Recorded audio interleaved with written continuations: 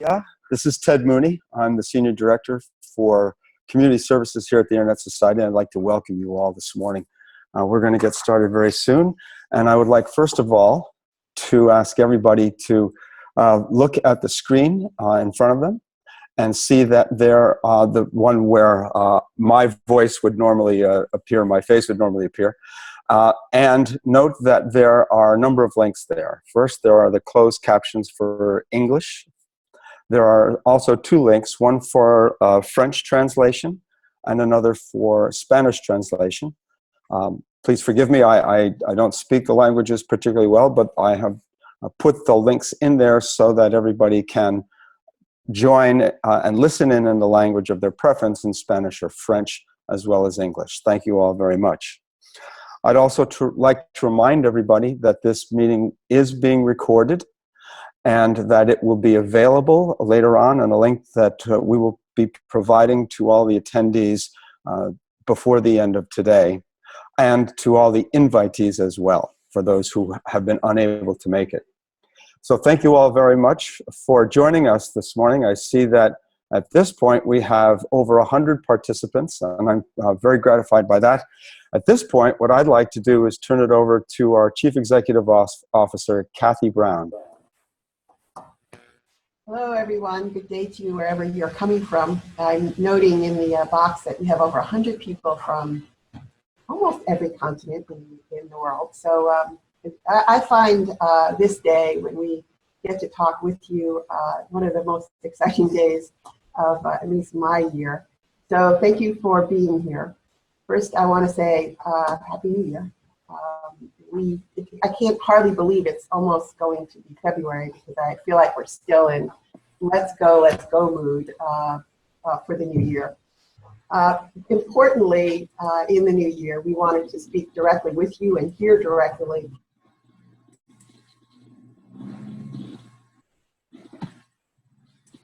the activities, the concerns, the urgent issues that are happening in your world.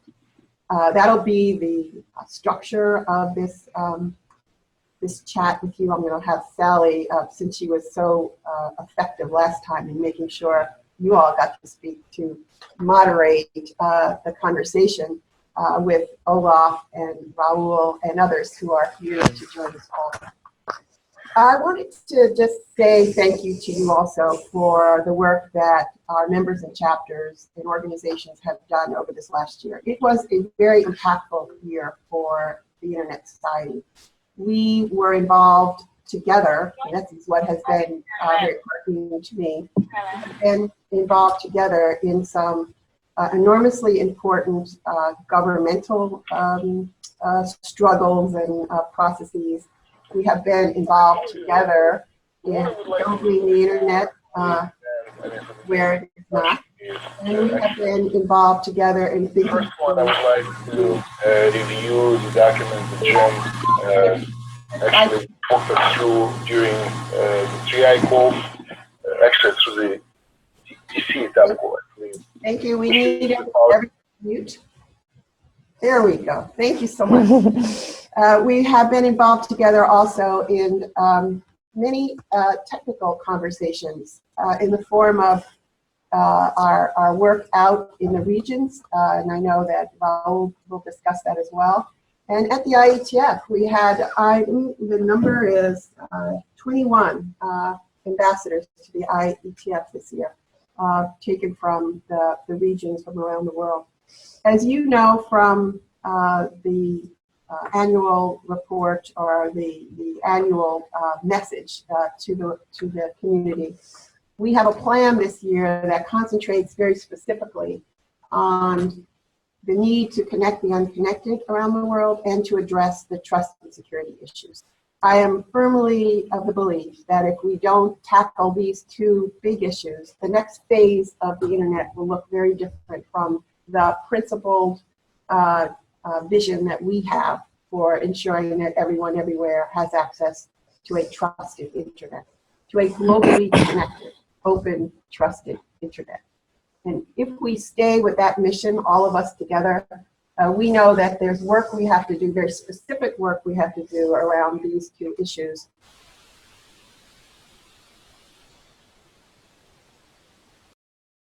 level. So that is our focus here in the staff part of the Internet Society. We know that there are urgent issues for chapters in their regions and in their countries that we would like to hear about as well to support. And we also know that our organizational members have some policy issues that are really on their mind as they seek to remain, frankly, global operators, providers, and content providers of the internet around the world. So today is the day to have that conversation as we start the new year. I'm delighted that you are all here with us. I want to thank you again for your presence at the WSIS. We had fabulous help from you there for the policy papers that you all helped to get us ready for last year. I think we put 10 out. I believe we have 3 more now coming, and we need your input for those. And for the regional IGFs, which without you there wouldn't be. And we see that as a hugely important part of our movement, if you will, to make sure we have involved our grassroots, our bottom-up process in ensuring that there is a globally connected, open, trusted, secure internet. So with that, I'm going to turn this over to Sally to just give us a little overview of where we're going, and I look forward to hearing from you. Hello, everybody. As Kathy said, my job here is to keep us on time and also to make sure that we get a chance to hear from all of you. I see now 140 people on this call from around the world. I just listed or looked at, we have Togo, Tunisia, Chad, Guatemala, snowy Canada, and the Congo, among others. I know Geneva's on and many others. So thank you all for joining. This is really tremendous. And what we want to do is give you, as Kathy said, an overview of where we're going for this year and get the conversation going that we hope will continue throughout the year as we embark on a very ambitious agenda. So my first task is to turn to James Wood, who's our Director of Communications, and he's going to give us the overall direction for the campaigns and the brand and try to get in your minds how all of these things tie together. So James, over to you. Many thanks, Sally, and thank you to Kathy as well. It's nice to see so many of you in cyberspace. 140 or so people seems like a very respectable turnout.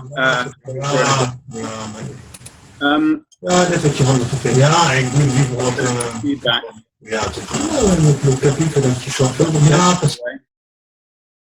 There we go. So just making reference to our focus again, connecting the unconnected and building trust. We really began to do more around these themes in a concerted way earlier on last year, and certainly at IGF, where a lot of our messaging and activity really came together. And I think together these themes reflect our deep-seated belief that the internet is a fundamental tool for empowerment in the 21st century, and that it will be the catalyst for positive change in people's lives through the creation of social and economic opportunity. That opportunity also transposes itself to an opportunity for us. We have an opportunity this year and in subsequent years to forge the internet's future. And as Kathy has pointed out, to connect billions or the next billions to a globally connected, open, trusted internet. Before I get to the campaigns, which Sally has referenced, I did just want to take a few minutes just to talk about some of the core characteristics of our work this year. We obviously have this opportunity to shape the debate around access and around trust. We're looking to create that impact by collaborating, by coordinating, and cooperating in a more efficient way and in a more effective way. What we're doing really through our plan, our action plan, and of course through the campaigns that amplify our work around the organization is integrating for impact.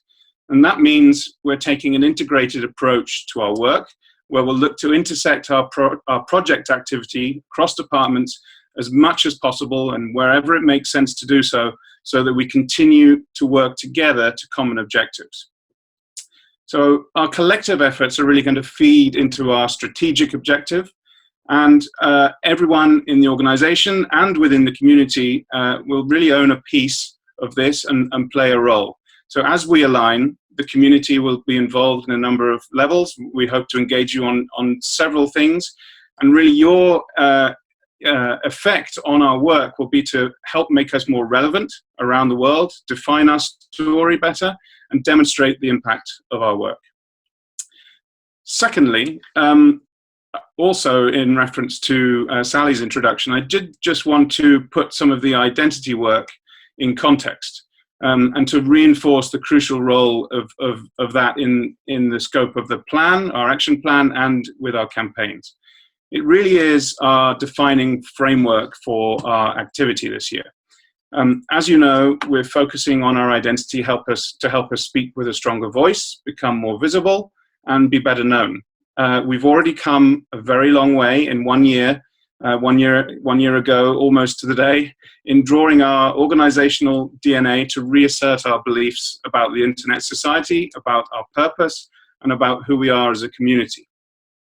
We're now, at this point in the life cycle of our identity work, in the process of applying these beliefs to our work, and we're seeing how key elements of that re-energized or renewed identity, which we've brought to the surface, are helping to steer how we speak, how we act, and how we look. So identity is really what is binding and connecting our work and is keeping us focused on our mission. And of course, that hasn't changed, that is constant. And as a reminder, it's to promote the open development, evolution, and use of the Internet for the benefit of all people throughout the world.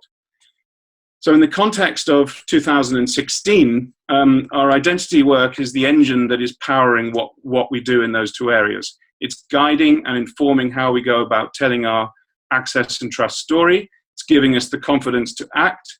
It's helping us to be recognized as a beacon for progress in those areas. And it's helping us determine the actions that we want to see as well. And I'll, at this point, give you a very real example of what I mean by that. Some of you may have seen it in the flesh, as it were. Some of you may have heard about it.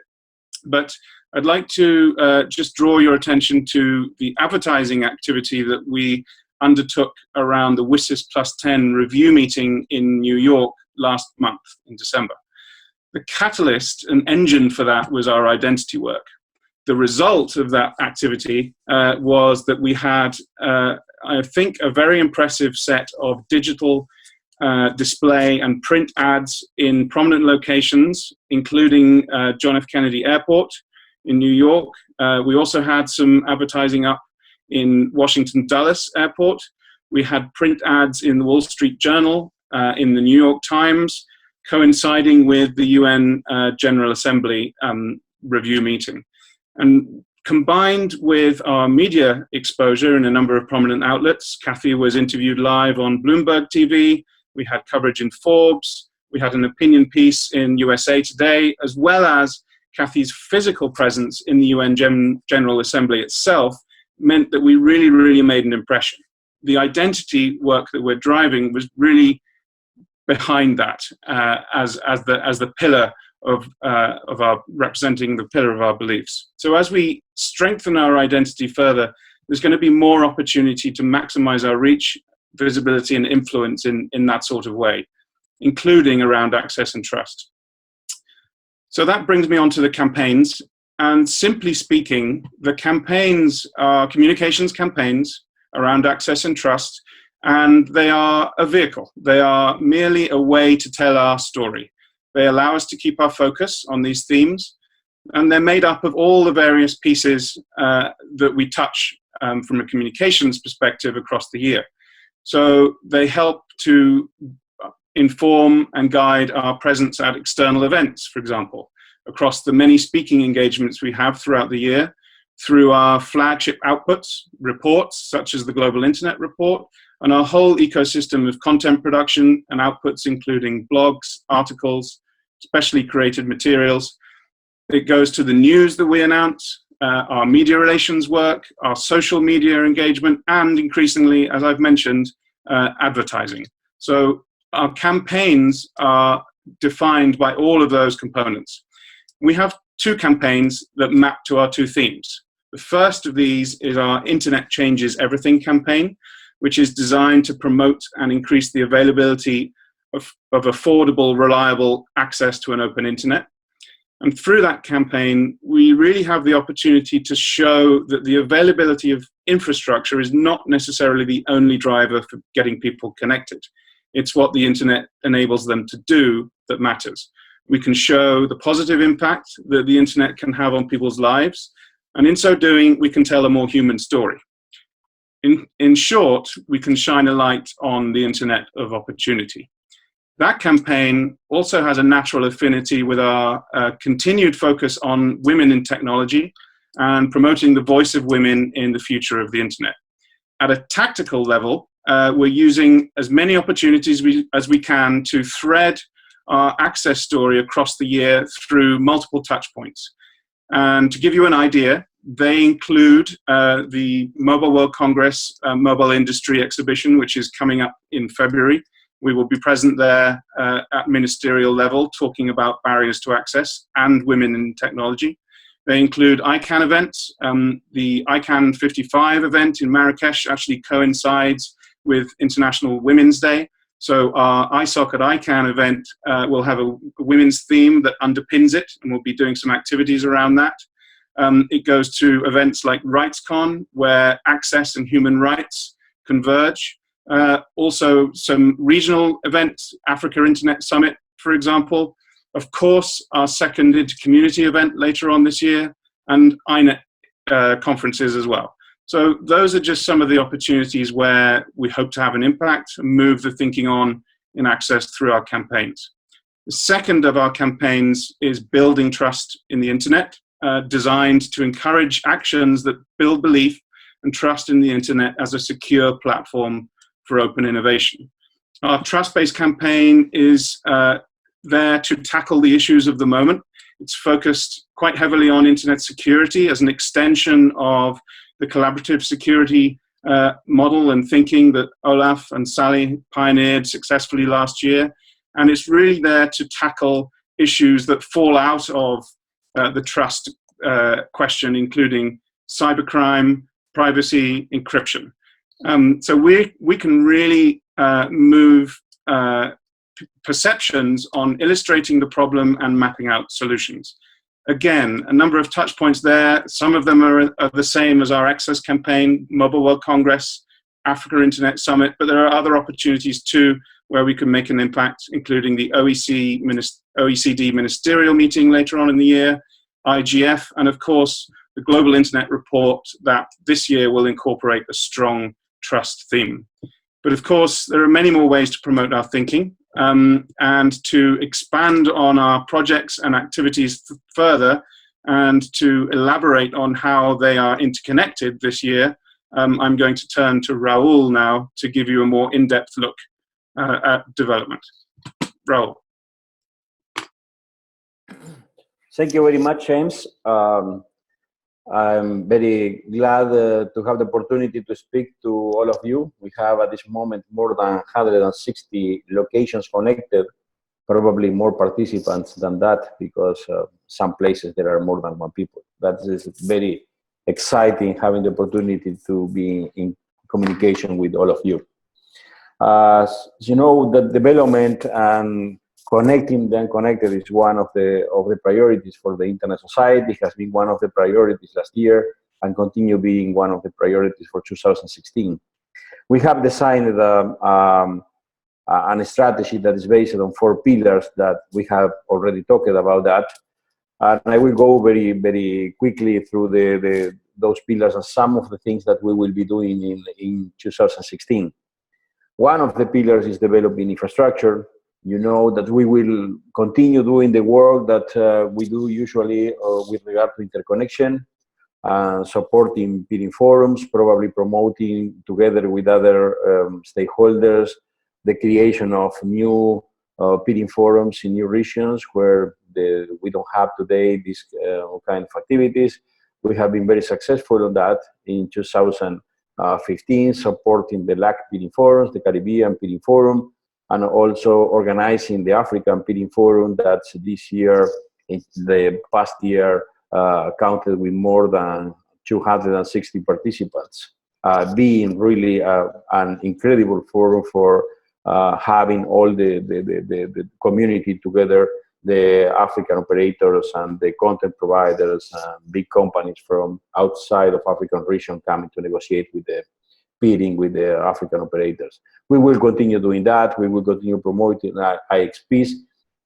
At this moment, we can say that we have been involved in an incredible number of the existing IXPs in different regions, and we are working in new regions, Eastern Europe, Central Asia, beside and Middle East, beside the work that is very well known that we have done in Latin America, Caribbean, and Africa on IXPs. This is an incredible work because it's not only the opportunity to create new IXPs, but also with building partnerships with other stakeholders, global and regional and local stakeholders, that and with this joint effort, we can really make a difference and introduce changes in the way that the internet works in different places. And one of other projects for this year is the globalization of our Wireless for Community program that has been so far focused in Asia. We have connected a lot of isolated villages in different countries, in Pakistan, India, and Nepal, by ourselves, and also supporting existing projects run by other organizations. We are globalizing this program, and we will see similar efforts in all the regions in 2016. This is a very incredible project because it's fascinating, because it's not only developing infrastructure but also developing the communities and working with the communities in how the technologies can improve their lives. And so it's going through all the pillars that compose our strategy. The second pillar is the building capacities and developing new leaders. We will continue with our e-learning efforts, more focused, trying to align our e-learning efforts to our priorities and strategic objectives. And also we will continue with the excellent work that our team has done so far in developing new leaders, and with the Next Generation Leader program that is very popular, but not only with that. And in 2015, we had the opportunity, together with other partners, to work in a youth program on internet governance that has been incredibly successful. We will continue working on that direction in 2016.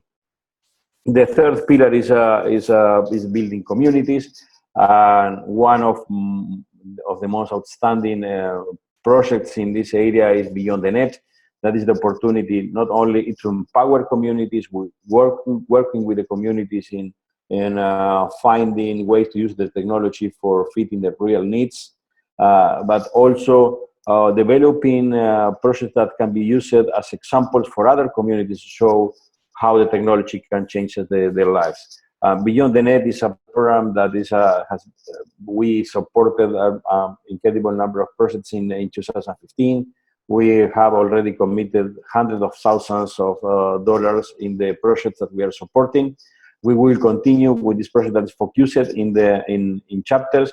So it's important in both aspects, because it's a way to reach the communities, to empower the communities, to show how the technology can be used for improving the way that they live, but also to give tools for our chapters for being relevant in their communities. And so the chapters act as the component of the internet society that is involved in the real, in the local environments, and so they really know what it is important for the local communities. And speaking about chapters, and I will just in between brackets, the chapters are very important for expanding the richness of the internet society work. And we are a small organization of less than 100 people, and so the chapters and our members are very important for really increasing the impact of the work of the internet society. And we are working a lot on I think I can say that we have changed in the last couple of years the way that the chapters interact with the rest of the organization.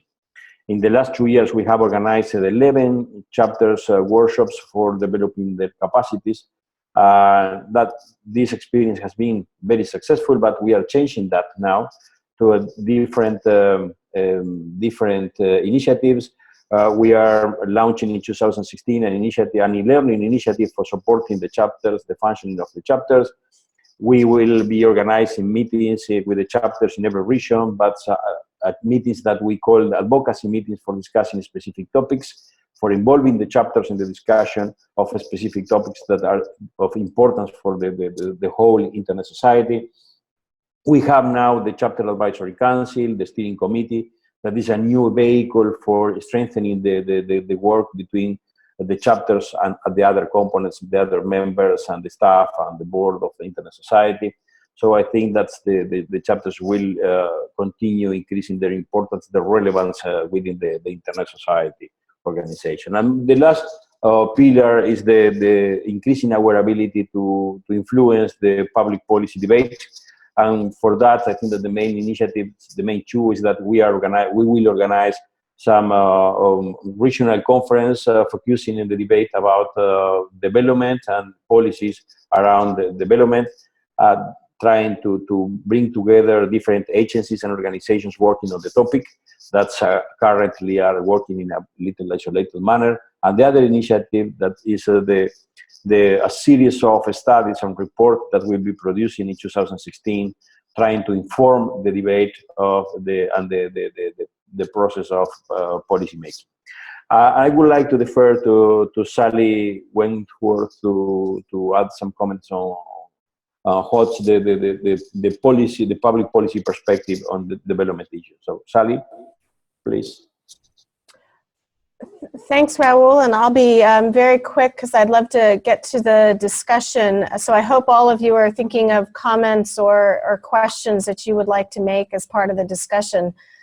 You know, of course, the ability to access the internet, there's a role for public policy in whether one can do that or not, whether cost of access is affordable or not. And so from my perspective, one of our objectives in this goal of connecting the next billion is to ensure that the policies are in place that facilitate access and don't act as barriers to access. So around the world, you will have seen in the past, we've done a number of reports related to barriers to connectivity, and we will be continuing that. Particularly this year, we're going to focus on small island developing states and see if we can learn lessons between the regions on this particular issue. In addition, the notion of landlocked countries, what are the specific and different conditions that they face when they are dealing with how to get access and reliant upon their geographic neighbors. There's also, of course, there's the supply side. How do we get more infrastructure into countries, and how do we do it in a way that's affordable and open and interoperable and all those things that ISOC stands for? In addition, we have to look at the demand side.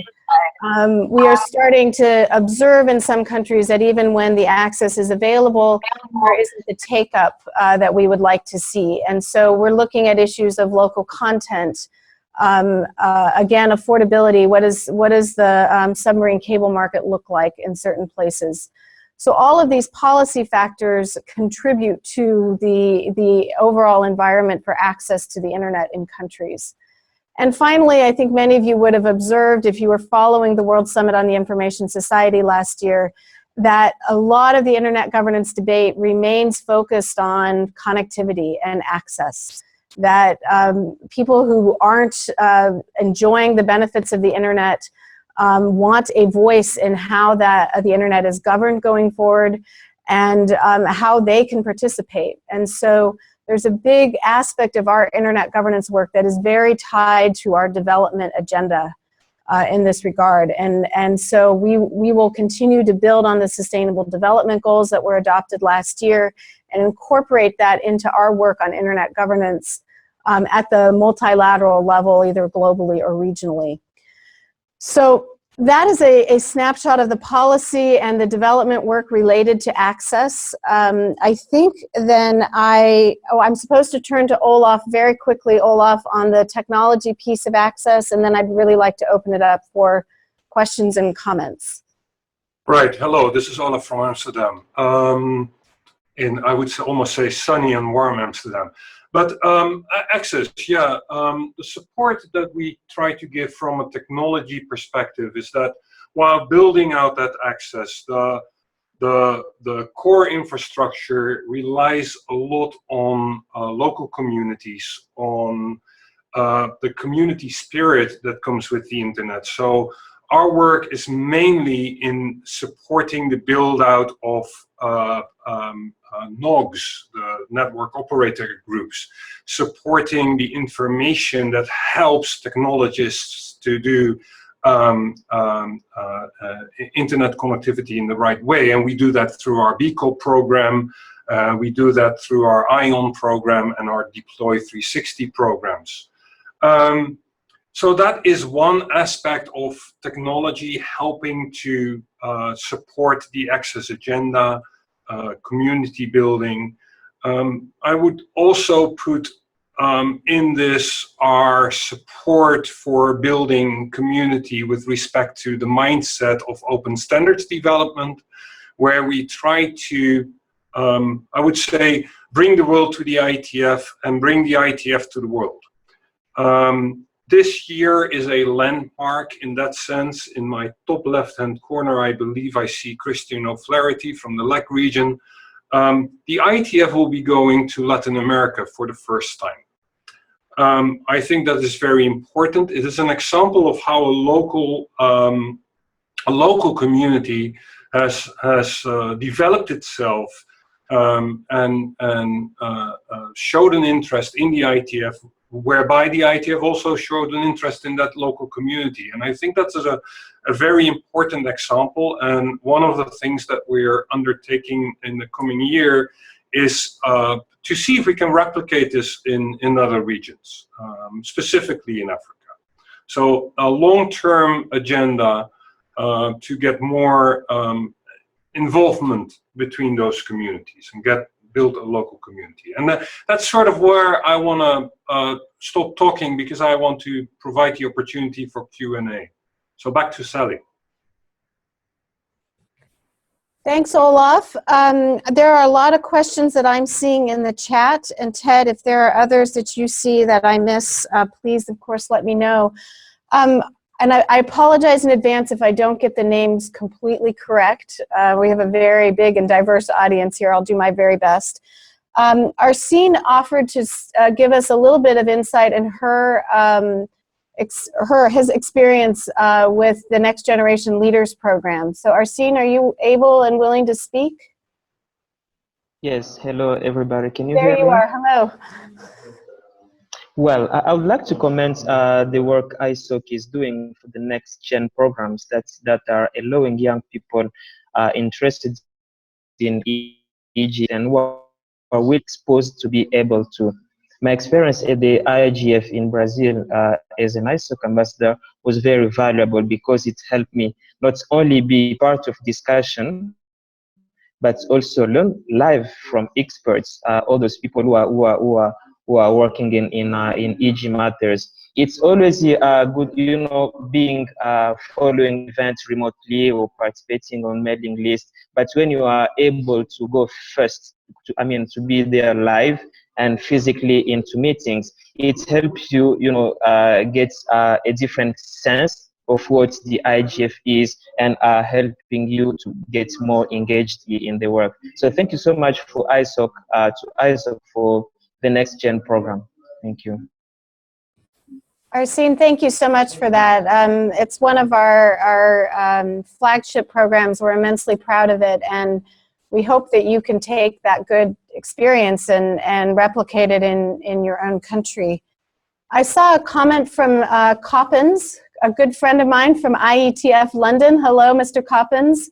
You've had some comments in the chat about your experience in Burundi and deploying broadband and some of the other challenges that you're experiencing. That might be an interesting food for thought for the rest of the group. Are you able to speak?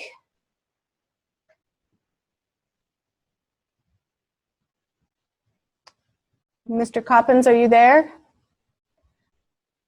Oh, he needs a microphone. It doesn't look like he maybe doesn't have a microphone. Okay. Well, you've read his comments in the chat. He speaks quite a bit. Oh, if you want to click in the far left-hand corner, you can unmute yourself. Or as Olaf says, Control A.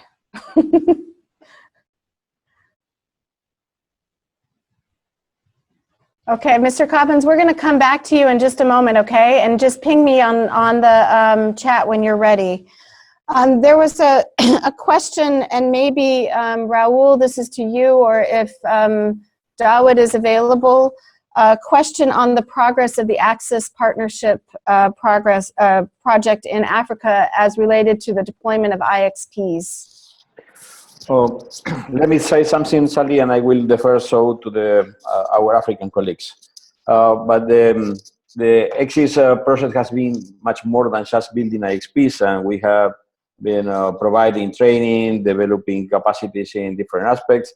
So it has been a very comprehensive project. But in terms of IXPs in Africa, I understand that there is this moment around 33 IXPs in the continent, and we have been involved with the Internet Society, have been involved with, always in partnership with other organizations, local, regional, and global organizations. We have been involved in 20 of them. So it's, in the last few years, we have done really a good job in this aspect. And together with other things like the African PM Forum that I mentioned before, we have contributed to change the situation in the traffic exchange within Africa. In August last year, I heard from our colleagues from the African team of the Internet Society that at that moment, the traffic that stayed within Africa was about 160 gigabits. And we departed from a situation 7 years ago when we started to work on IXPs in the region, a situation where almost zero was the traffic exchange within Africa. So the change has been very, very, very huge. But beside that, I was thinking about what does 160 gigabits mean? It is a huge amount, it's low. How to express that in a more tangible way? So with the help of our technical colleagues, we realized that it is, if we could show that in other way, saying that it is almost equivalent to 1 million movies per day. So when we say that's the number in that way, it's really huge. And it is creating a huge impact in the local communities, in the ability to develop new business in Africa, and also in the impact in the prices for access. So this is the situation, and the answer to the question is yes, there are still some countries that who don't have IXPs in Africa. We are working with some of them, but the achievements so far has been great. So I would like to defer to the African colleagues, Dawood, if you are there, to add something to that, and I can come back later for answering other questions. Yes, very quickly, I would like to add to what Raul said. We have been in 30 countries around Africa under the Axis project. That project is almost completed, at least the phase where we are involved. But we are going to go to 2 additional countries this year, mainly the Central African Republic and Guinea Equatorial Guinea. But outside Access, we have many projects in capacity building. So we have been to Zimbabwe, and we will go to other countries as well. We'll continue to help IXPs that need expertise, and we are also going to continue to give equipment wherever needed, and make sure that they get all the support they need. So if you are in a country that requires some kind of support, just email me, talk to us, and we'll try to find some way to help you.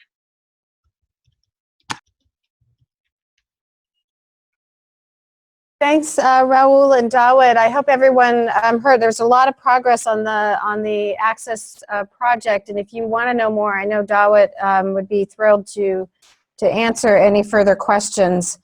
And I apologize, the chat is going crazy, which is wonderful. I'm trying to keep up here. John had a couple questions, I think, about communication. If we're going to, one line I caught was, if we're going to reach the next billion, do they know who the Internet Society is?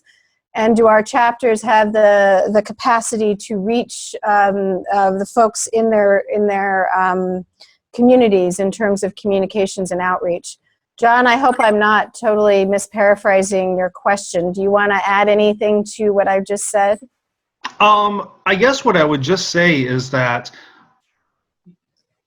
and I just typed this in, is, you know, if we look at the number of ISOC current membership versus number of internet users globally, that percentage needs to be, that ratio needs to be much higher. If we're going to be able to have the kind of broad-based public outreach that we want to achieve our goals.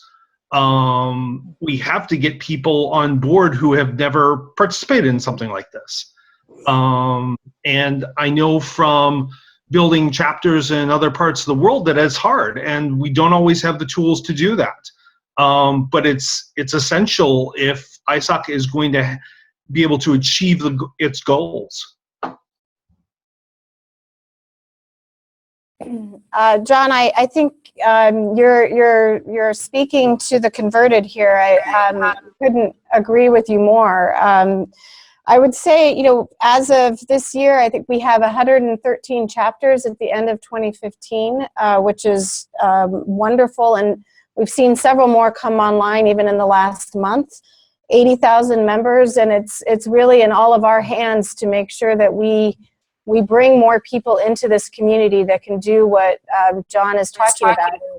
It's a new way of working. It's a new set of tools, but I think, John, you're absolutely correct. So if I can just chime in here. Sure. So we have 80,000 members. I'm not so concerned about the chapters, but if we have 80,000 members and Facebook has 1.5 billion regular users, that's a problem. Yep. We've got a long way to go. Well, and part of the problem is we've been around longer than Facebook has. We shouldn't be in this position as we are now. We're playing catch up. James, I wonder if you want to weigh in. Do you have any comments on this in terms of the campaigns and the communication strategy? Yeah, just very briefly, and as you pointed out, Sally, to John's question, you know, I think to a certain extent you are preaching to the converted here.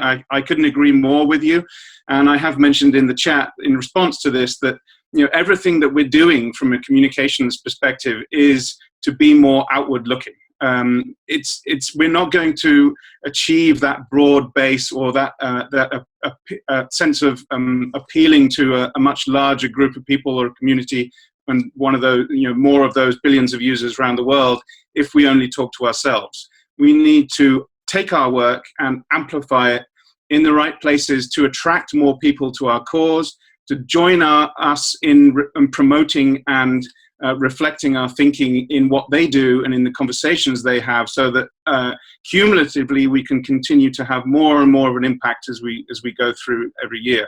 So everything we're doing in communications is geared towards that. We're focused on, you know, building our relationships with media that will really move the needle for us and make a difference. We're focused on building our identity as really the springboard that will allow us to do things in a new way and to get to that point. But of course, it is a process. You know, it's going to take a little bit of time, but you can rest assured that this is absolutely the direction we're heading in, and bit by bit, I'm sure that we will achieve it together with the rest of the community. I guess I would add one last thought, and that is our legitimacy as an organization rests in part on our membership. We can't go to these policy talking shops and venues and point out, oh, we have 80,000 global users, we represent the internet. That just isn't going to cut it. People are not going to, that will call into question our legitimacy as an organization. If we're talking about representing the everyday internet users, that's just not gonna work. So we have to get our membership numbers up. Thanks. Thanks, John. I think your point is extremely well taken, and I think we look forward to talking to you further about how we can all do that together. James has a plan, and we're all, I think, fully committed to that. I wanted to just, Mr. Coppens, are you able to speak yet? Otherwise, I'm going to read your comment out from the chat. Doesn't seem like it. So Coppens just points out, Burundi is a small country in East Africa with around 28,000 kilometers. We have already deployed 1,250 kilometers of fiber optic. We are deploying another 4,000, which will make it about 5,500. Burundi will soon be among the first countries in Africa with high fiber optic density. It's a huge accomplishment. It would be an interesting conversation, Coppens, to figure out what were the components of making that happen. I think it's great, and it would be, as we look at how do we deal with supply and demand, I think your experience in Burundi is critical. There was a question in the chat about the Wireless for Communities program, and Raul, maybe you could keep us or give us a bit more information about your vision for how to take that global. Yes, our works on this project has been focused so far only in Asia. We are expanding. We will, in 2016, connect at least, we will have at least one experience in each of the other regions. We're speaking about Latin America and Caribbean, Africa, and probably Eastern Europe, Central Asia. And this is not just connecting the people, it's finding partners for deploying the wireless network in the proper communities, dealing with ISPs for them to provide internet services using that infrastructure that we develop at an affordable prices, partnering with the local organizations for working with the communities in training them on how to use the internet for improving their economies and the way of life, starting new businesses and buying, selling things, interacting, using the e-government services, promoting their products, their local products, local productions. And so there is a complex project. It's not only just connecting the communities, it's all the whole package, we could say, but also learning from those experiences. And as I said before, trying to inform the public policy debate. So we are collecting data from before we start to work with those communities and monitoring how the technology impacting the program impacting in those communities. Thanks, Raul. There was another question from somebody called VKK, who I think I saw earlier online, about universities and building capacity within universities. VKK, do you want to speak your question so that we can hear it directly from you?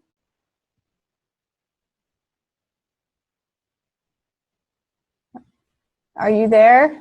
No. Okay.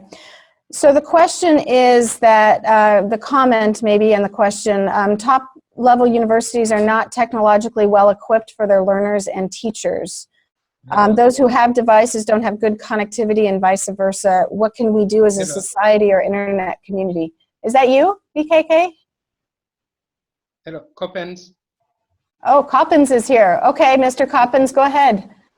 Okay, thank you. I'm sorry because I was having some issue with my laptop. And what I mentioned, thanks to World Bank, we have deployed around 1,250 kilometers of fiber optic. And now we are on the way deploying other 4,000. And you understand, when you consider the size of Burundi, the density of fiber optic in Burundi will be very high in Africa. And the other thing I was talking about, the challenges and issues for connecting the unconnected areas was about energy and electricity in Africa. Another thing was to deploy enough fiber optic in rural areas. And with that, if you can deploy some community telecenters in order to use the internet in local communities will be very important. That is my comment. Thank you. And I am leaving as my country is in some problem. Then I have to go back home. Thank you. Thank you, Mr. Coppins. It's great to hear from you. So we're reaching the end of our discussion on access. There have been a number of comments in the chat that we will capture as Ted promised. There are questions about fellowships for the MENA region in particular that I noticed, and maybe how to up-level the IXP in Kinshasa, I think I saw. So there's a lot of great dialogue happening in the chat, and we'll be sure to capture that. I wanted to turn quickly to our leaders of the organizational members advisory council who are on the call here, Scott Mansfield, Cheryl Miller, and Christoph Steck, and see if you have any comments or questions that you would like to add to this discussion about access and the role of ISOC. Thank you very much. This is Scott Mansfield. Can you hear me on the line here? Can you hear me? Scott, we can hear you. Go ahead. Okay, great. Excellent. I'm on a dodgy hotel network, so always good to check that it's coming through. Thank you, Sally, very much, and I'll have to say I'm very excited about the opportunities that we have and we have been given as co-chairs of the organizational members. And I'm really looking forward to this year and helping to advise the ISOC leadership. And I also want to say that this has been an extraordinarily enlightening opportunity to hear from the community as well. And the one thing that I would like to highlight is I think it is important that we consider that access provides these opportunities, but once we provide the opportunities through these connectivity options, then that is really where a lot of hard work begins, because now we need to have the support, the affordable devices, the accessible technology, the education, in order to actually use this and create opportunities around the opportunities provided by the network. So that's one of the things I would like to continue to explore. So now, thank you very much, and I will turn it over to Cheryl Miller from Verizon, who will provide her comments. Thank you. Thank you so much. I really appreciate the opportunity to participate, and I think that so far everything that ISOC has laid out is quite impressive, and it's very exciting to get started and hit the ground running in 2016. I just wanted to touch on a couple of the broad themes that I heard really quickly and provide a couple of inputs. I think the overall theme of access and trust is spot on. We picked up the theme of connecting the next billion at last year's IGF, and I'm glad to see that that work is continuing. It's also good to see the way that you all have sort of structured your... I am in that... Oop, someone there? Can you hear me? Go ahead, Cheryl. We can hear you. I'm sorry. I'm not sure what happened there. The way that ISOC has sort of structured both your development plan and your policy plan under moving the bucket of access forward, I think is very good. Within that, I think from a business standpoint, it is really important. And I think the business community will be focusing on education around policies that help to better facilitate investment and also infrastructure. I think another broad theme that will sort of ties in with this, and it's not exactly related to trust, but I think this year it's going to be important for us to further build trust in the multi-stakeholder model. And ISOC has always had a key role in this. I think a great example was the role that you played as a convener with respect to the WSIS and the IGF. And I think that that separate bucket of trust also plays into a lot of the work that we'll all be doing together as a community moving forward. I really loved hearing the focus on regional IGFs. I think that they can continue to be strengthened. Many of them had provided inputs into the Connecting the Next Billion project that we had at the IGF, which was great to see. Also, the Youth IGF program was really great to be a part of. Verizon was a sponsor, and I hope that ISOC really continues to build that. I think it's going to be crucial because, you know, whether or not we want to admit it or not, I think the younger generation, at least in my case, you know, they grew up with this technology in a way that not even I did. And so it's going to be really important to have them to continue to be a part of the conversation. And then I just note with respect to some of the comments around communication and membership and how do we improve that and how do we build on that. I do think, you know, we need to think creatively. I think it's really every member of ISOC's job to sort of be an ambassador and to kind of spread the word about the good work that ISOC is doing. And I think maybe we can even look further to see how we can sort of build out that with respect to perhaps global public schools, colleges, et cetera, because I think there's a lot of energy there that we can tap into and kind of move forward with respect to education and getting the word out on stuff that you're doing. So I'm sorry I talked too much, so I'll stop there. Thanks, Cheryl. Christoph, did you want to add anything from an organizational member perspective?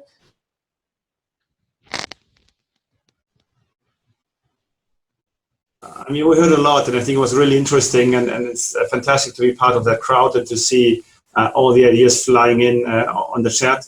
I just would want to stress maybe 2 or 3 issues on the connectivity part and how we can get people to use the internet. I work for Telefonica, so you might imagine that we are quite involved in that, and we're trying to give access and broadband access to people in the markets where we operate. And what we experience is that, first of all, when we speak about connecting the next billion, we will have to speak about mobile access. Of course, we will need parts of the network to be built by fiber. There might be also roads of satellite and of other technologies, whatever you have. But it's going to be mainly mobile technology, which is going to connect these next billion of people. And then the second part, and that was mentioned already, and it's related to the supply and demand side issue you mentioned, Sally, as well, is that we believe that the demand side actually, in a lot of cases, is where we have to work much more with other stakeholders, with governments, to make people aware that there is actually a use in the internet and that they also have the skills to use it. I think that ISOC has published interesting studies. Michael Kendi has done that from Brazil, where you see that actually the connectivity in itself is not the issue. It's rather that people say, I have no interest, or I don't know how to use the internet. And I think this is where we really hit a wall in getting the internet rolled out in the sense that it's used by people. So the first step is connectivity, but the second step, of course, is getting people to really use it. And I think that's where actually we would want to reach out as ISOC to other partners, and there are many people involved in there, not only governments, other institutions, a lot of companies like mine and others, and I suppose we should really try to combine here the efforts to make the internet available to everyone. That would be, I think, a key role for ISOC to play. Thank you. Thank you, Christoph, and thanks to our advisory council leaders. We have a new advisory council this year that we are thrilled that it's come together, the Chapter Advisory Council, and I'm going to turn to Richard Hill and Avri Doriev to give us their insights on how the Chapter Advisory Council is thinking of these issues and any other comments you want to make with regard to the discussion so far. Hi, this is Richard.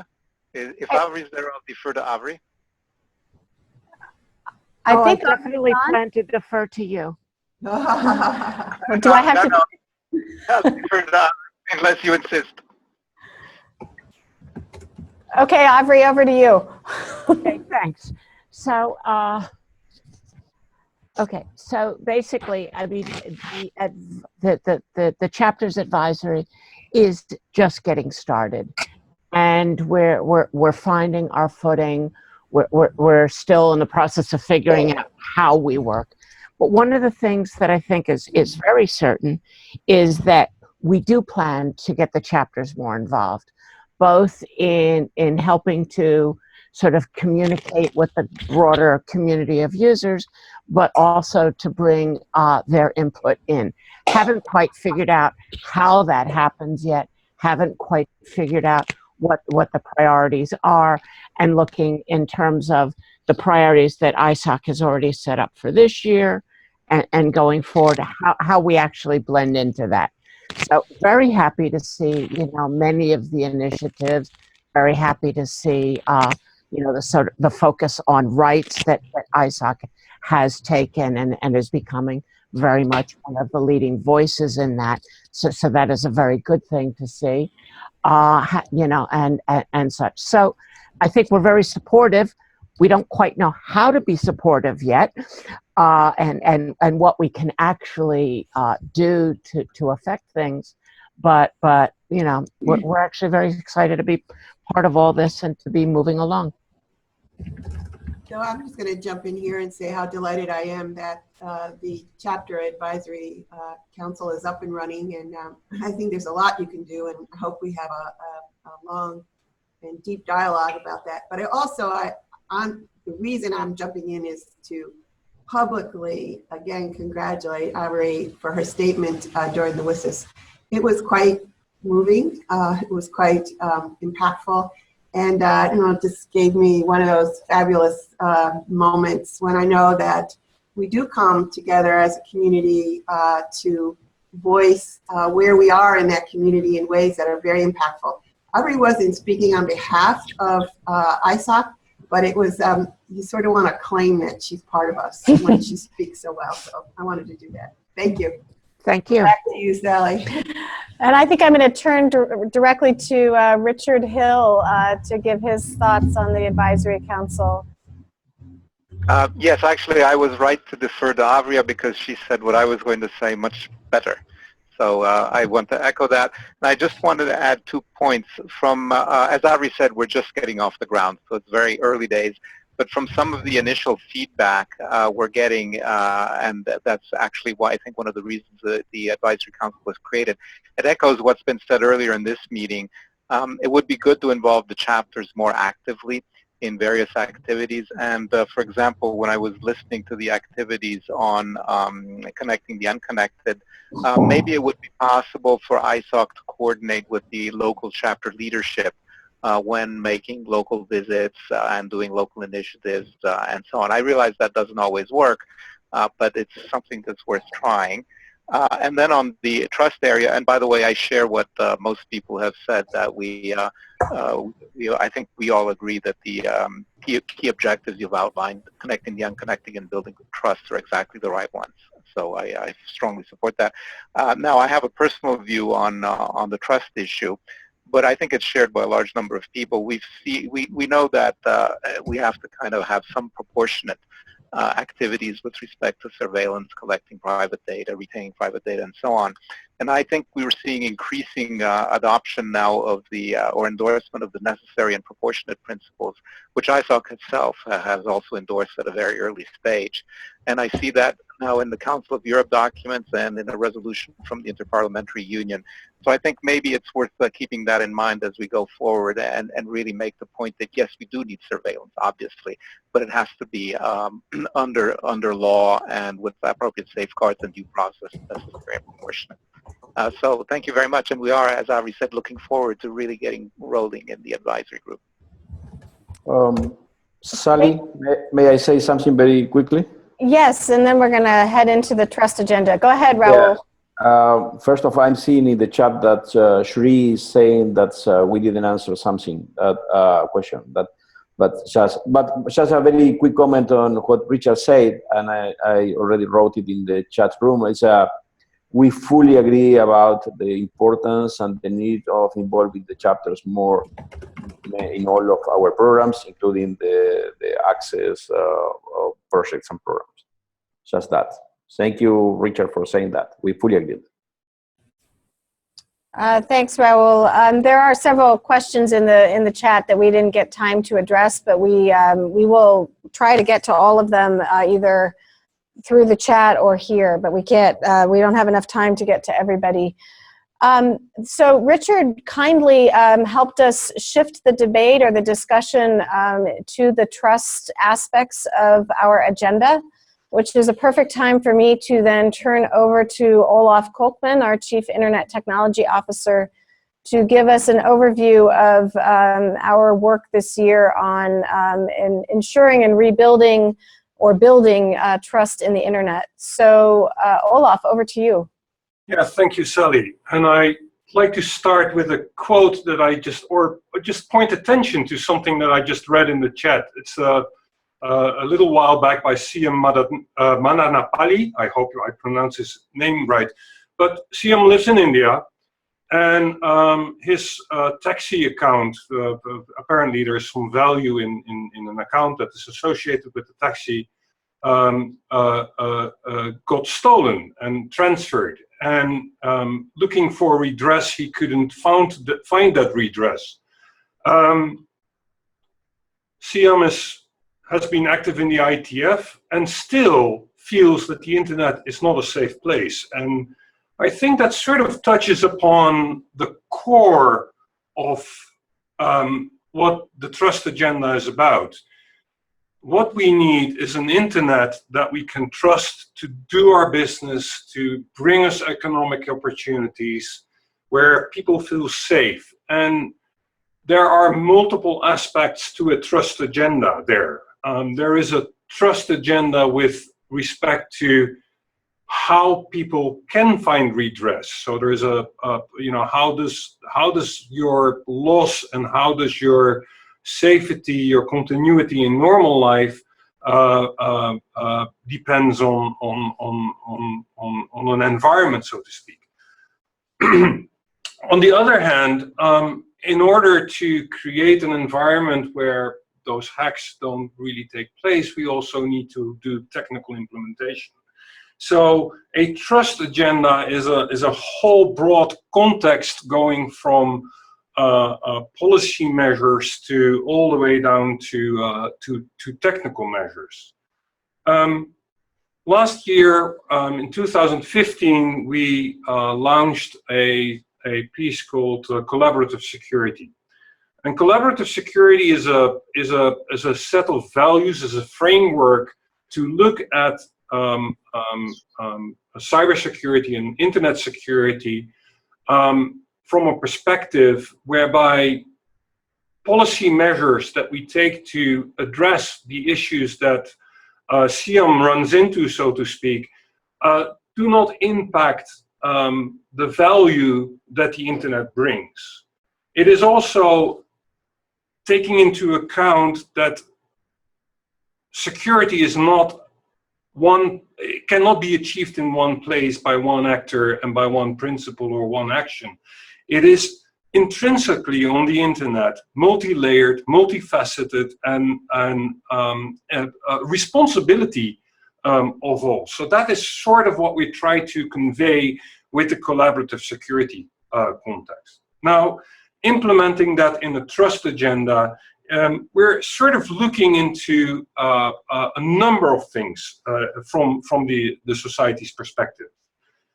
Having trust means you need to have policies for trust. And for us, the collaborative security model is one of those building blocks, so to speak, for looking at individual policies and bringing that debate forward. You need to have an understanding of the economics of trust. Trust needs to be interoperable, so to speak, for lack of a better word that pops to mind, with values, with human rights, for instance. So trusted internet and human rights go hand in hand.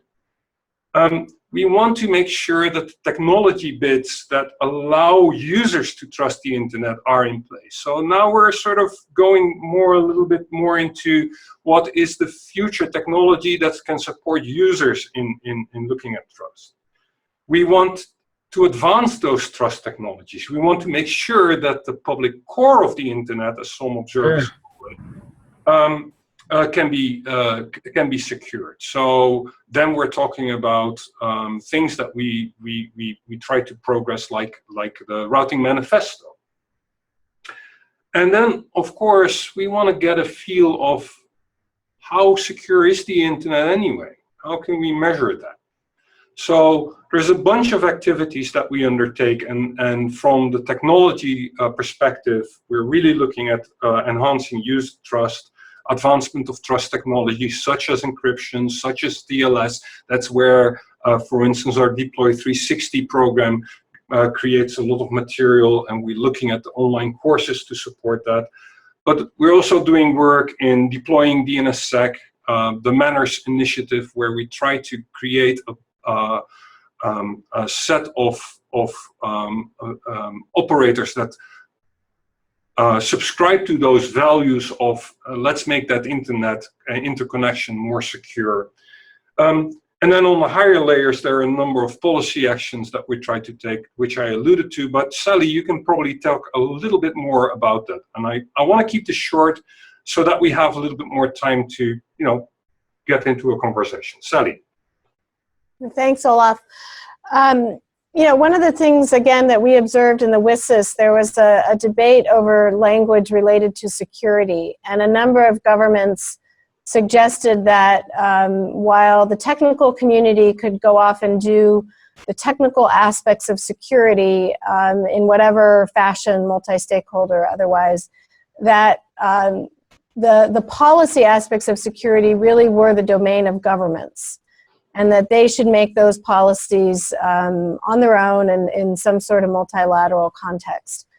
And we pushed back on that concept in line with the collaborative security framework that Olaf mentioned, because we really do believe that security, to create a secure and a trusted internet environment, these pieces have to work together. The policies that are created, and we're having a big debate in the world around encryption, if there are policies related to encryption that emerge from that, they will affect the technical layers. Aspects of how the technology evolves with respect to privacy or doesn't will impact the policy layers and what governments think they need to do. So we believe really firmly that this, our notion of multi-stakeholderism really comes to the fore in the discussion around security. Because no one person is going to push a button somewhere and make us all secure online. We know this, and we have to do this as a collaborative endeavor. For us on the policy side, that notion of governments do security and technologists do technology is very pervasive in the government policy discussion.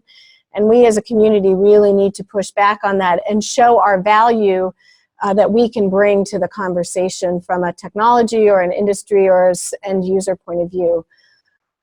We are looking this year to build out from the collaborative security framework, what are the policy building blocks that lead to a trusted internet environment? What are the pieces that need to be in place? We hear this a lot, particularly in developing countries.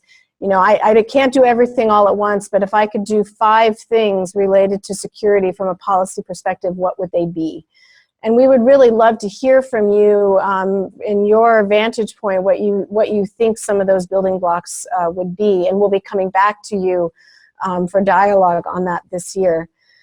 And of course, any discussion of security and trust is not complete unless we keep the human rights aspects at the forefront of our minds. That our goal here is to create an open, interoperable internet where people can express themselves freely and express themselves securely. So the human rights component of all of this is quite important, and we're building partnerships with the human rights community that do the human rights pieces very well, but are keenly interested in understanding the technology aspects for themselves, for their own personal security in their countries, but also for the freedom of expression concerns that they're advocating in their countries.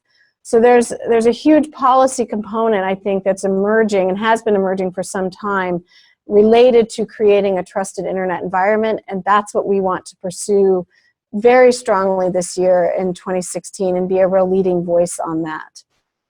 I think my job now is maybe to turn to Raul, talk a little bit more about the regional dimensions of our trust agenda before we open it up for further questions. Raul? Thank you, Sally. Yes, we have a lot a lot to do from the global engagement perspective. The global engagement, the teams that include all the regional teams and also the capacity building activities and the relation with the chapters. And one of the things that's one of the ways in which we will be collaborating to the contributing to the security trust and security objectives in 2016 is through our e-learning activities, supporting the work that is being done by the policy group and the technology group, but also bringing the discussion through our regional work to the technical community, through the network operator groups and the regional debate, trying to feed the debate with our expertise and again, trying to combine the work that is being done by Internet Society in terms of policy and technology, trying to feed the regional debate, and using our engagement tools and our engagement networks in the regions to promote the concept of collaborative security,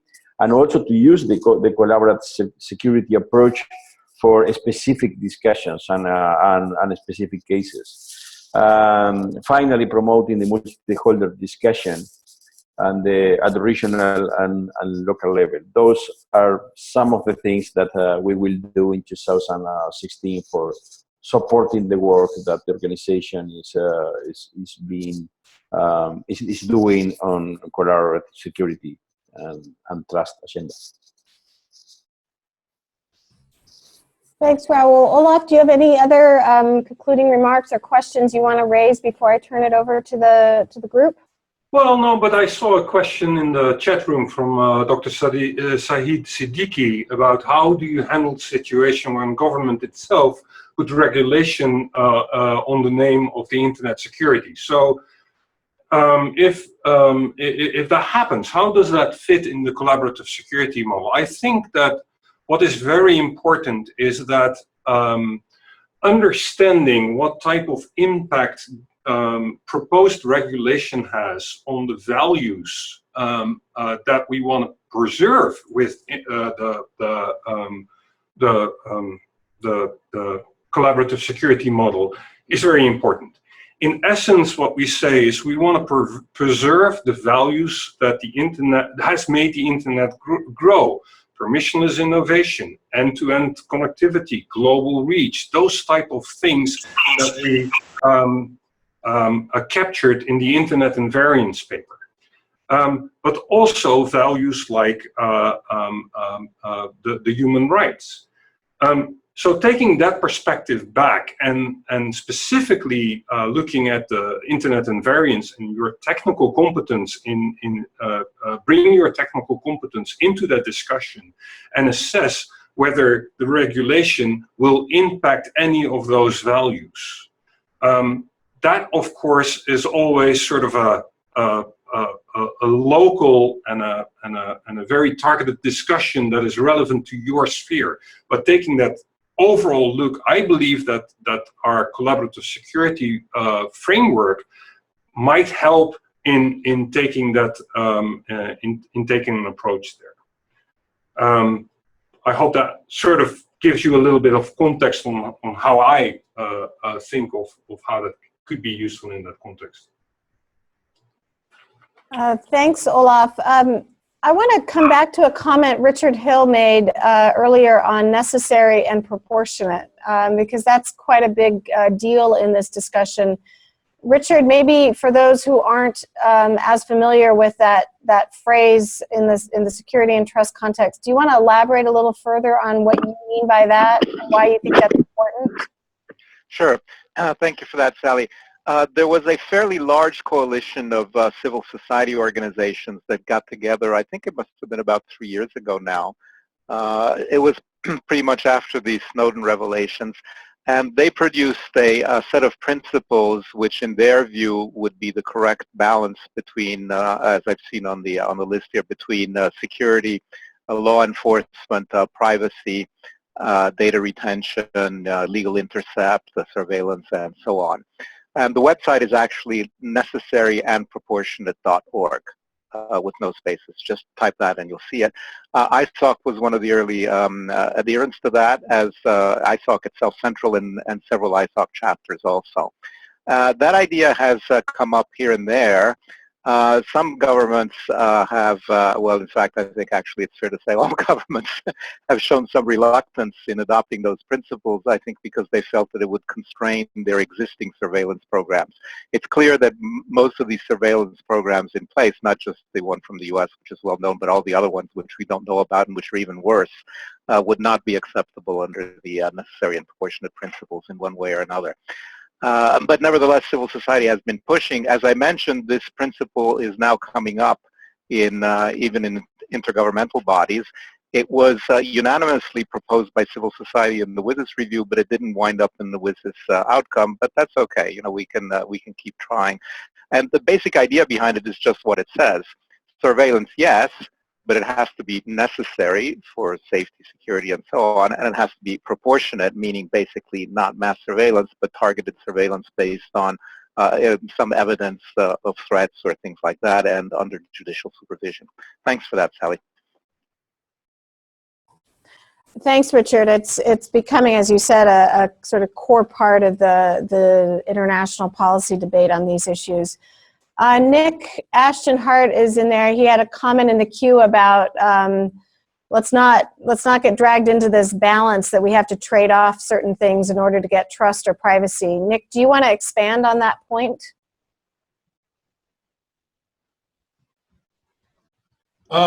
Sure, if you like. Yes, please. This is kind of a hobby horse of mine, because of course I sit in Geneva and listen to lots of discussions about the internet, mostly not terribly well informed on parts of many delegates, and even just the sort of public narrative where, you know, law enforcement says, well, we have to have access to your communications when we need to in order to protect you. And to me, this is like saying, well, we need a policeman to live with you. So in case someone invades your home, we'll be there to help you. No, you don't get to live in my house. You don't get to live in my head. And I think this is one of the key challenges that we're going to face as a community. Is the law enforcement community has tended to be pretty insular. They hang out together. They work collaboratively together. In the past, that worked. They needed some engagement by the sort of justice ministries and lawyers, but they had to collaborate with each other. And I think we need more engagement with especially younger, more technically savvy people from law enforcement to get them to understand that a zero-sum game isn't the way to a more secure society, and that security issues are not owned by law enforcement or security services or by anybody, that human rights is a key part of security, and this is really a holistic, we should want a holistic result. And I have to say I compliment ISOC, because the messages from ISOC managed to be congruent, as I mentioned in there, congruent, moral, and fact-based all at the same time. And that's a difficult combination on a technical subject. And this community, I think, has a lot to add if there's a way to connect more with law enforcement communities outside of the limelight, not at the sort of level of public discourse where you see so much conflict. But maybe there are some opportunities for ISOC at some meetings at Europol or Interpol, or to convene some sort of small group meetings with people where some of the more interested people from these communities could maybe ask questions in an off-the-record environment and understand a bit better why the reaction is so negative to what they propose at times. Thanks, Nick. Olaf, I don't know if you have any follow-up to that. Of course, the issue of law enforcement and encryption is a really difficult one. It's happening in many of our countries as we speak, and certainly something the technical community is paying a lot of attention to. But Olaf, do you want to speak a little bit more about that tussle as you see it? Yeah. Yeah, it's a tough topic. As you know, there are also technical counter reactions to this. The ITF a couple of years have set in motion, I would say almost a policy, but it's probably the wrong word, but more encryption. Make sure that all the protocols that are developed in that community support encryption. And in fact, I believe that we at the Internet Society supported that statement. But we are also working on spreading the knowledge and the word on how to create those security and implement those security mechanisms through our programs. Support of DNSSEC, support of TLS in your protocols. Those things do not only protect you against pervasive monitoring. No, the primary goal of that is to protect you against criminals, to protect you against the guy that hacks your taxi account and steals all your money. And I think it is very important to take that positive look in addition to the defensive posture, that there is a job to do in securing our immediate environment, so to speak. And there is a lot to do. If we only look at the Internet of Things, then we're shipping a material and implementations that are not secure, and we collectively have a responsibility there. So making that part of the debate, I think, is very important. A positive and initiative-based stance, taking responsibility for your piece of the security agenda. I think that is important. Thanks, Olaf. I'm going to take one more question that I saw in the queue. There's a lot of stuff coming in here, but Dr. Shahid asked a question about what he referred to as a double-edged campaign going on in India. Dr. Shahid, are you able to speak, and do you want to describe that a little further? I actually heard about it on the radio a bit this morning, so I think I know what you're referring to, but could you tell us in person? Yes, Ellie. I can just give you some example in India what's happening. It's like, one side that we call it that Digital India campaign is going on, but on the other side, if somebody speaks about the situation that's going on in the environment, either on the social media or in any format, so that person is being targeted indirectly or directly through the system or something like that. They have to suffer. So in every campaign, in everywhere you might be hearing on the media itself, even the celebrities are just afraid to speak about the things happening. So it's like, one side you tell that yes, Digital India is necessary, it should be connected all over. But what is the reality? So reality is that it's nothing on the remotest area. If you go and still see, there are lots of national fiber networks available, but they are not active. They are not being used. They are not being utilized. But on the other side, in the media campaign, you just see that it's campaign going on all around. So I think it's a very dangerous situation that, one side you speak in the favor, but in practical it's not in the favor. It's like just countering that what you want to say, that should be only the digital, on the digital platform, and others are not getting the space for delivering their speeches or delivering their expression. So this is what I just wanted in this situation, how one can advocate about the rights of internet or accessibility, or that getting into the mainstream those who are already disconnected. As you know that 60% of the Indian population is is totally disconnected. More than that, they're just not having the accessibility of even the electricity. Most of the villages you go and see. Then in that situation, how we can think about the internet? So that is the question that we talk just it goes to the only 20% or 15% of the population, those who have the accessibility, those who have the digital readiness, that's all. So we have to think that in the as you spoke about Africa is also going through the same situation. There are all things like going haywire. It's like it's not totally disconnected. Where we are targeting, we are not reaching to that point. So I'm just bringing those into notice, that how we can just work practically and just get into that to solve those issues. Because if we start campaign, if I talk about individuality, I cannot do that freely because there are lots of things as a blockade.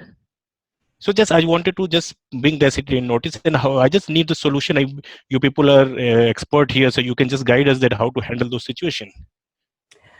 Dr. Shahid, I think you've raised a very good point, and one that we hear in a lot of countries. And in fact, what I had heard on the radio coming in this morning was this tension in the that human rights organizations are starting to see in countries where, well, on the one hand, they want access, but they want that access to be controlled. They want it to be on their own government terms and not necessarily on the terms of the user. And that is something that they're starting to see and they're documenting an uptick in this kind of approach around the world. And it's something we as a community need to be really mindful of. At the Internet Society, we believe in access, but we believe in access to a global, open, interoperable internet where people can express themselves freely. We have to build on these trust components. We have to make it more secure. We have to protect people's privacy, but that should not come at the expense of free expression. So I think you raise a really valid point, and one that we are all as a community going to have to work through and struggle through for the coming years. It's one of the key tensions that we see. I want to turn now, as we did before, to our advisory councils just to see if you have any additional comments you want to make on the trust aspects of the agenda. So to I'll switch it up this time, although we've already heard from Richard, so maybe Avri, for the Chapter Advisory Council, any comments that you have? Obviously, you're very active in the human rights discussions around the world. Anything you want to say on this piece of the agenda? Hi, Avri again. Probably not too much. I mean, I'm really happy to see it taken up. I really do see that tussle as being something we have to engage in, and I'm really quite happy that ISOC is engaging in it. And it is definitely something that we can't let up on as we see more and more of the problem areas. So, but that's, really all I need to add. I think it was well said. Thanks. Thanks. Richard, anything else you want to add? I don't know if Richard's still with us. Okay. If you want to jump in, just come. The answer is no. So thank you, Richard. Maybe turn over to the organizational members, Christoph, Cheryl, and Scott. Anything you want to add to this portion of our discussion on trust and security? Hi, this is Scott. I'll just jump in real quick and say that I think it's important for the organizational members to exercise their networks, to use that as a way to provide educational outreach, to educate everybody about the importance of trust. I mean, it's important for people to understand what's available, what tools are available, and how to use those tools. So I'll leave it at that and turn it over to Cheryl. Hi, this is Cheryl. I think it's great that you guys are focusing on this because it is a really important issue. It has many different dimensions to it. I think you said something really important, Sally. You said internet on users' terms. And, that's exactly right. As someone who wants to gain access and wants to be a bigger participant in the internet community, how are you able to kind of navigate your way through on your own? We do a lot of research just with respect to, our own customers with respect to privacy. And I can tell you some of the things that I've learned is there are so many demographic, cultural nuances to how people feel about many different things in terms of their interactions online. And I do think that there are different sort of dialogues and buckets with respect to when you're talking about crime investigation, or you're talking about broader types of data collection. A lot of the points that were raised by many who have participated in the conversation, I think, are spot on with respect to encryption. I think also routing security is another bucket of that. There's an overall safety bucket that pulls in items such as child online protection and things of that nature. And so I look forward to a really detailed dialogue on this. It needs to be ongoing for sure, and I'm glad that Internet Society is taking it up in the way that it is. Thank you. And finally, Christoph, anything you want to add?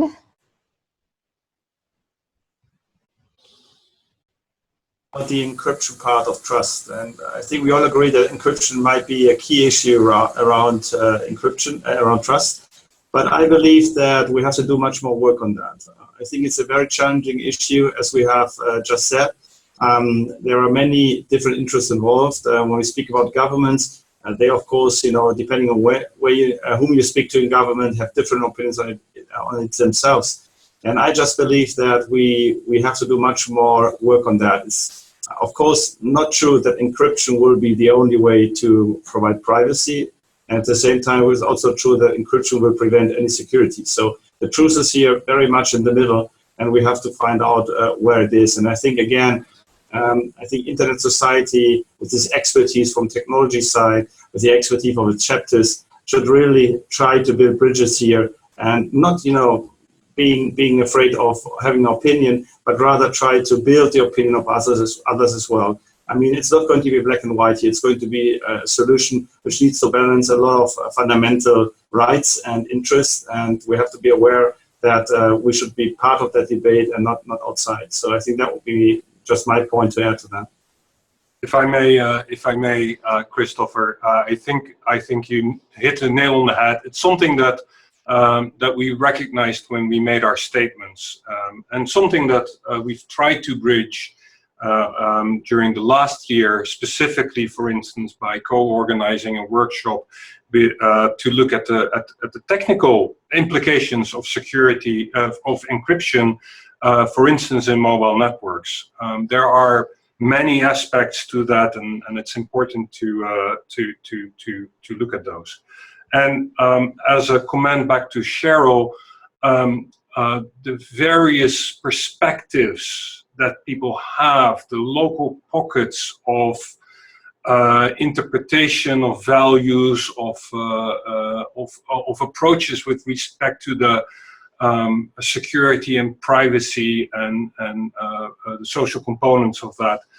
I think that is a case for the subsidiarity nature of this discussion, the multi-stakeholder bottom-up type of discussion that takes place. And I think that lessons learned could be transferred between the chapters. I saw Richard mentioning in the chat room that there is the Swiss chapter has organized forgot the word, has organized something around the encryption bills that are being introduced.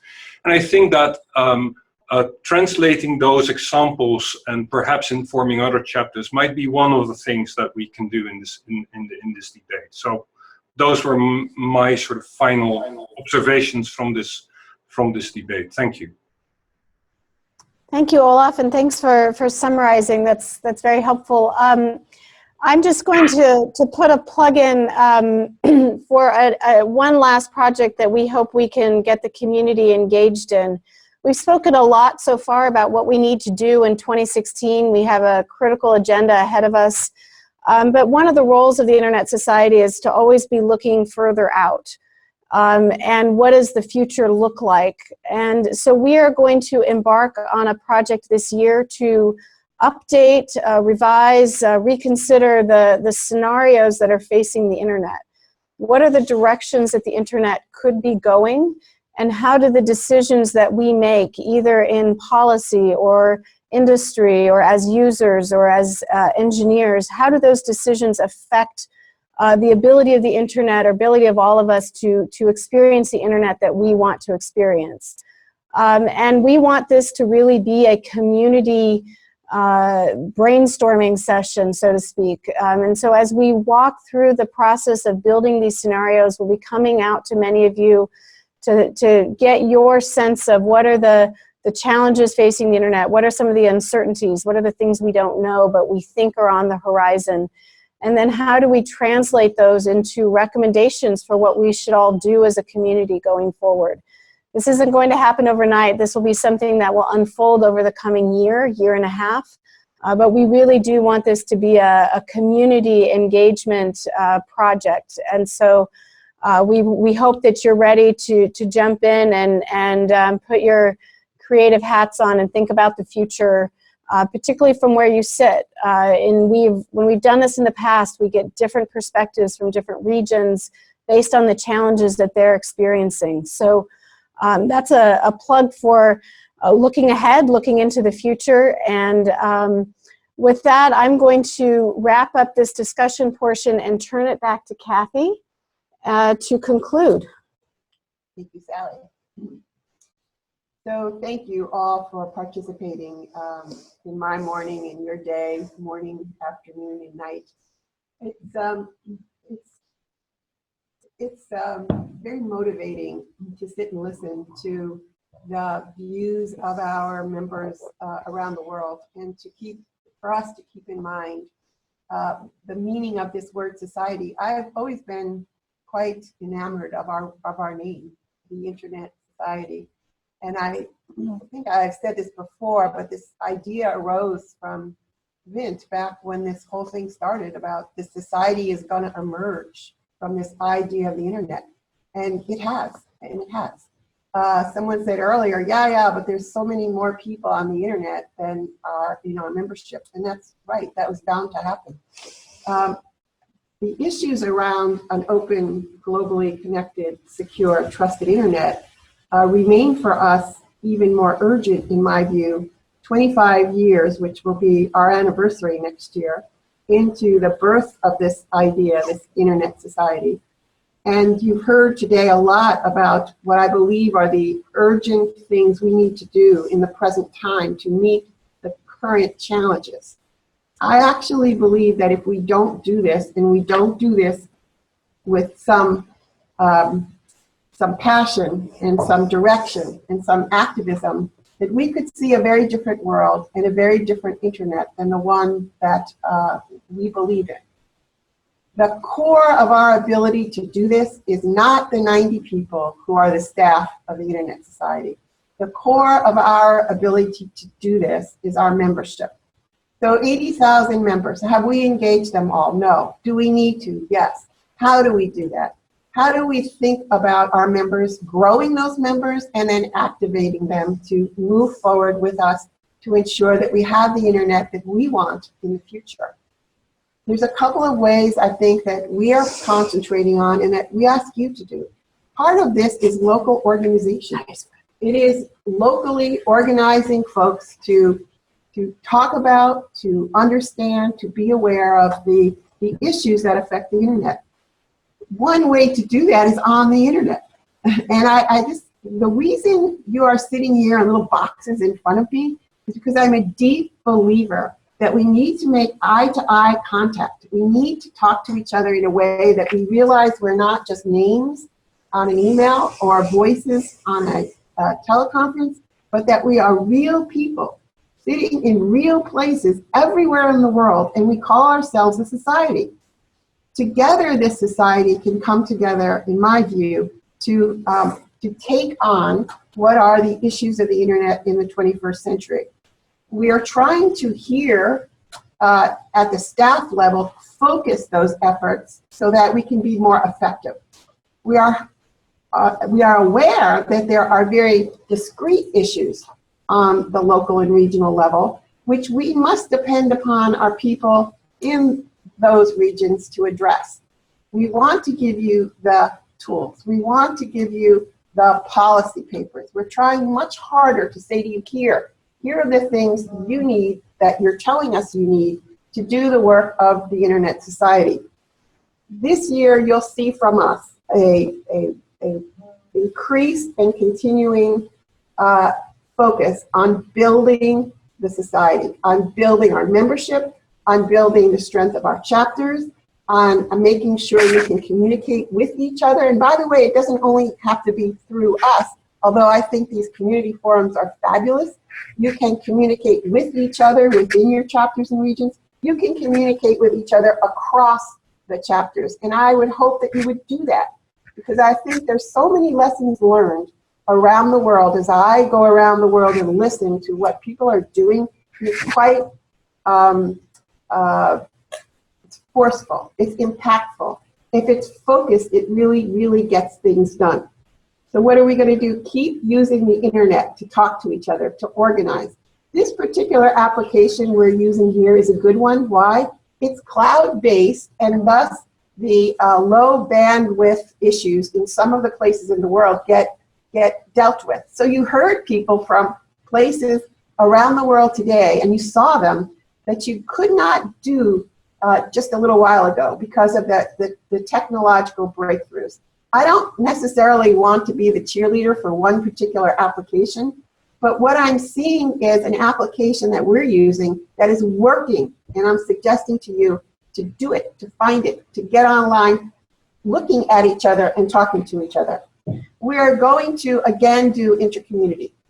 Last year, to be honest, we were just holding our breath to make sure the technology worked, that we could actually move ourselves around the world from our board to the 15 nodes that we had, to individuals, to incorporate individual folks who wanted to get on, and it worked.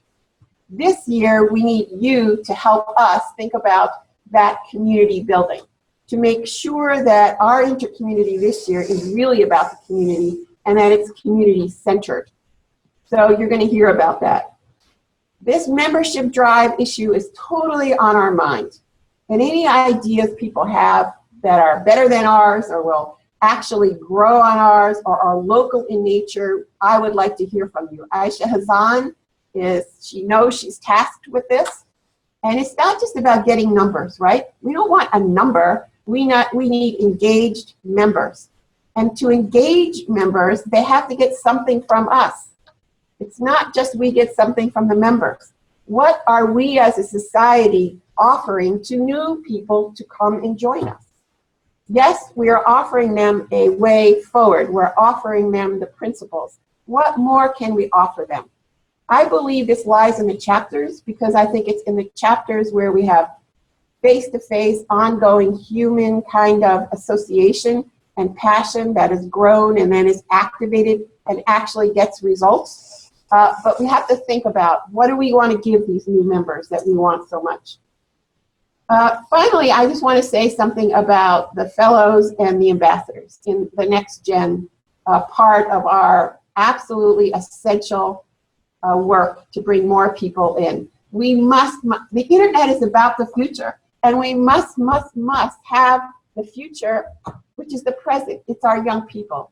It is our internet natives. It is the folks who have grown up with and about and around this technology, who will better help us reach other people and will better help us as a society to articulate why this internet needs to remain open and global, why free expression is so important, why governments need to understand and appreciate that this technology, this network of networks, is not something they ought to be afraid of, but something they need to embrace, because it is the way that we are going to express ourselves as communities, grow economies, become stronger in both our regional and our global citizenship. And we need voices in order to do that. In Brazil, I add my voice to all of those. It was fabulous. And to have that energy, to infuse that energy into the internet society, the energy that comes with youth and with I can do anything, and with fearlessness, is what we need now, and it must be a part of what we want to do this year. So we're going to concentrate on things we need to do in the present. We have our eye on the future. The scenario planning that we're going to do is enormously important. And we are going to speak. We are going to have our voices heard. I think you are experiencing more and more that the staff of the Internet Society is out in the world trying to make a point, trying to have impact. I myself will concentrate on two big things this year. One, getting to new audiences so that new audiences understand who we are, why it's important that they listen, and that we be part of the dialogue. I'll go off to Barcelona in 2 weeks because indeed this is the internet will be on a mobile platform. We need people to understand that and see and understand how it is we go forward. I will be at the G7 because it's at the G7 that governments will again come together and decide how they're going to govern the internet. Well, really, we don't need them to govern the internet. We need them to join with us to govern ourselves on the internet. And we have to come to some kind of understanding around the needs of security and freedom, and the fact that they must go together. Human rights and security are not one balanced against the other, but they must exist at the same time. So we must be in these forums. We'll be at the OECD. We'll be at the African Internet Conference. I'm going to Mexico next week. You will see us out there speaking, and I'm suggesting to you, you should do the same. Go to where you have people who will listen to you, and go to where they actually don't even know who you are, and start to talk about these issues that are of utmost importance. So again, I want to thank all of you, and Sally and Raul and Olaf and James and all of the staff, Greg and the tech people who put this thing together so that we can talk to each other, and ask you to please stay very close to us. Let's stay in touch. Don't ever hesitate to drop me a line. I know we're still trying to work out this stuff on Connect, but by the way, I read everything, so I know what's happening, and I know we have work to do, and I know that we have new kinds of things we have to institute, and we're getting there. So please help us do that, and thank you very much for being here.